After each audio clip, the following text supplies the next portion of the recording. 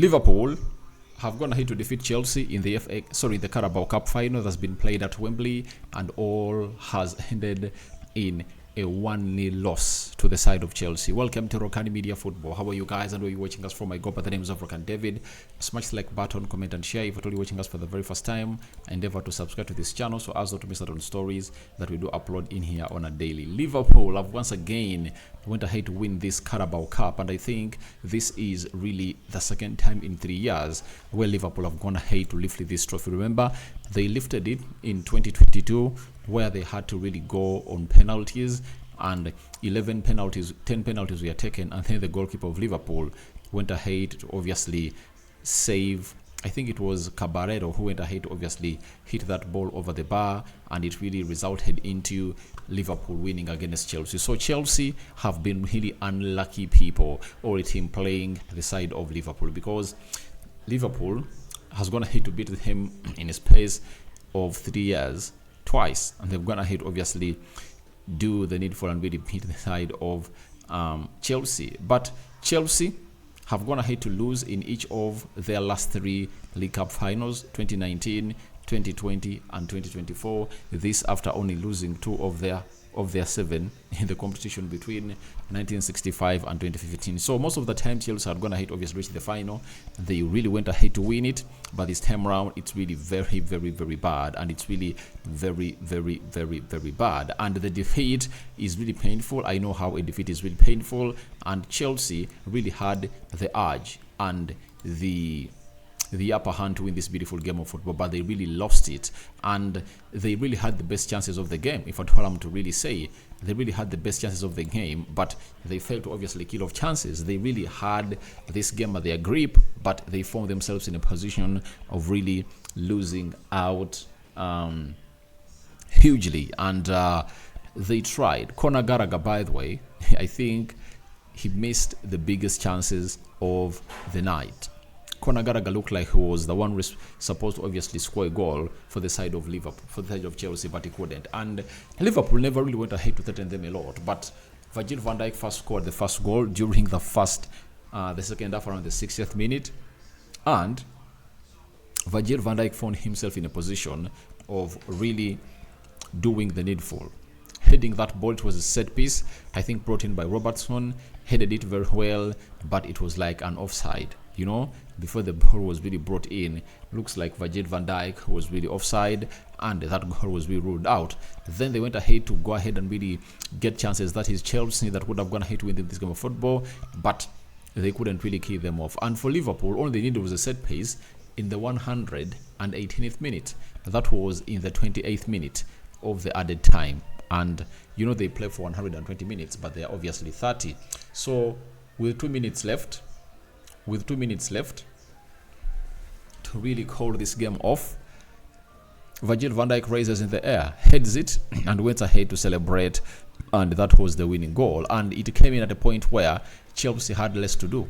They had less to do, and they couldn't obviously really win this. It shows you the experience that Liverpool really had, and I believe that at a certain point what really failed the side of Chelsea was that they really lacked leadership. If they had a Thiago Silva in this team, you know, because Thiago Silva was really injured, they lacked leadership on the pitch. Because when you look at Petrovic, 0 experience, Malo Gusto, 0 experience, Disasi, 0 experience, Colwill, 0 experience, Ben Chilwell, 0 experience, Moise Caicedo, 0 experience, Enzo Fernandez, he won the World Cup, but they needed a more much better experienced player. But at the club level, I think has not going to lift any. Carl Palmer, 0 experience. Conor Gallagher, 0 experience. Raheem Sterling, 0 experience. Nicholas Jackson, 0 experience.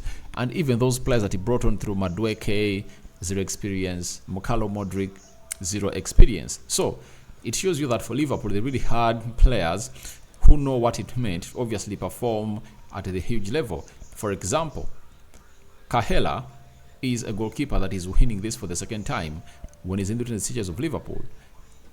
Virgil van Dijk, Konate, they're really huge, experienced players. Robertson, you know, he has been part of almost of everything that Liverpool has gone ahead to win. When you look at Endo, he's a 30-year-old player. He knows exactly what to do. There is the experience of Cody Gakpo is really huge. I think one thing that PSV and Luis Diaz also is really that player that knows what to do in this time. And to show you that the experience was really huge, the bench of Liverpool really lacked players. Liverpool came into this game of football when they never had the following players, right? Liverpool never had Trent Alexander-Arnold. They never had Soboslai.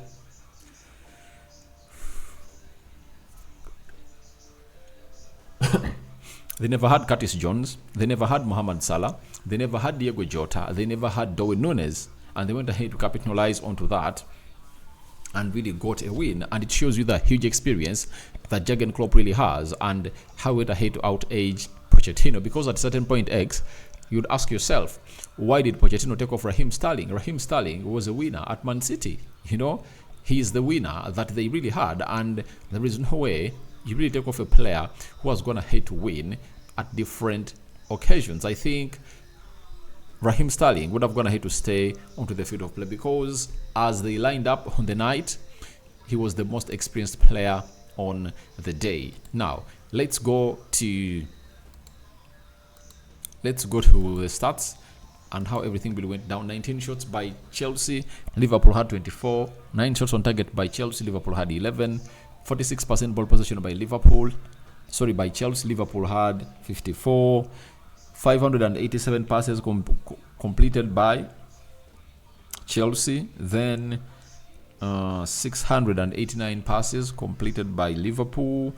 79% ball possession by Chelsea. 79% passing accuracy by Chelsea. Liverpool had 84% passing accuracy. 14 fouls by Chelsea and 21 fouls by Liverpool.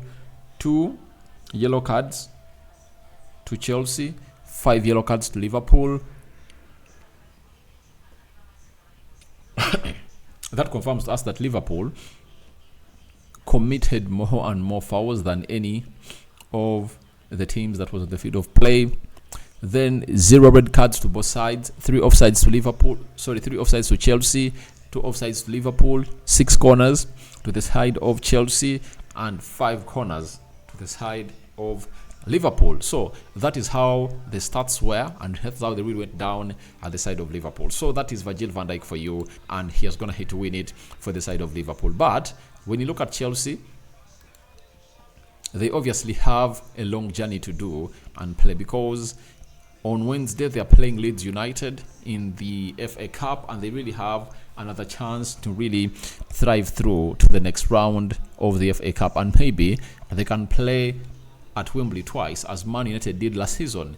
Carabao Cup final, Manchester United went ahead to win it, and the FA Cup that went to the side of Manchester City. Then next weekend they'll play away at Brentford. Then later they will host Newcastle. After hosting Newcastle, that is the 11th of May, we go to the game of Arsenal versus Chelsea on the 16th of March, before they head into the international break. So that is Chelsea for you. Their next 4 fixtures, 3 in the Premier League and 1 in the FA Cup, and I think they're going to knock out Leeds. That is it. They're going to knock it out, and they are not going to down tools, I think. But for Liverpool, it shows you that out of the 4 trophies they're really chasing, they're really, really, really up and running, and they want to really win more and more and more and more. Remember, these players want to really bid farewell to their manager that has been at the club for 8 years, and almost every player that is at Liverpool was signed by this guy. If he's an academy graduate, obviously he comes in through from the academy. That is it. And I think the long lasting player at Liverpool right now is Robertson. Not so? I think it's Robertson. So when you look at Liverpool, they are going to play Southampton in the FA Cup 5th round. They're hosting Southampton. Then on the weekend they'll host Nottingham Forest. They'll play away at Nottingham Forest. Then on Thursday they have to play Sparta Praha, on the 7th of March, and they have to play Liverpool. They have to play Man City on the 10th of March. Then 14th they host Sparta Praha, and they'll have to play Everton. Merseyside Derby on the 17th of March before we get into the international break. So, Arsenal went ahead to win yesterday by 4-1. Liverpool is still topping the Premier League table with 60 points.